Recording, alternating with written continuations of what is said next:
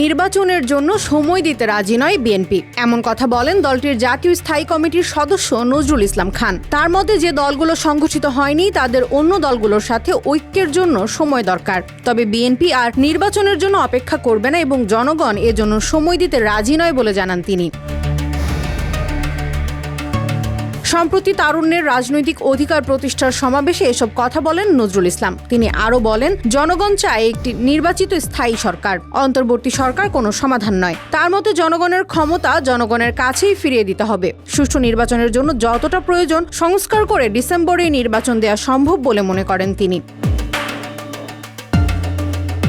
এদিকে বিশেষ অতিথির বক্তব্যে বিএনপির সিনিয়র যুগ্ম মহাসচিব রুহুল কবির রেজভী বলেন, ডক্টর ইউনূস ভালো মানুষ, কিন্তু কারো কথায় দেশ চলতে পারে না। তার দাবি, সরকারের ভুল নিয়ে কথা বললে কিছু উপদেষ্টা ক্ষুব্ধ হন। তিনি আরও বলেন, বিদেশিদের হাতে চট্টগ্রাম বন্দর তুলে দেওয়া ও করিডোর দেওয়ার বিরুদ্ধে আমরা প্রতিবাদ করবই।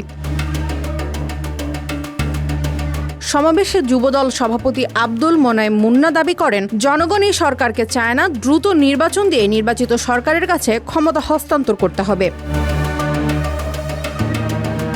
এছাড়া ছাত্রদল নেতা তার বিচার না হলে ছাত্রদল আবারও রাজপথে নামতে বাধ্য হবে বলে জানান ছাত্রদল সভাপতি রাকিবুল ইসলাম রাকিব।